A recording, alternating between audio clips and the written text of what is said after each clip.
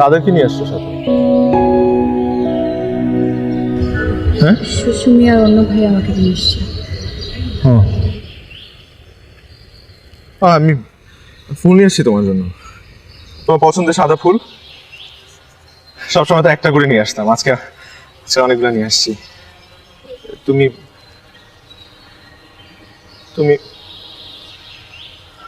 রুহি, আমি জানি তুমি আমার উপর রাগ করছো, আমি ভুল করছি, আমার ভুল হয়েছে, আমি স্বীকার করতেছি।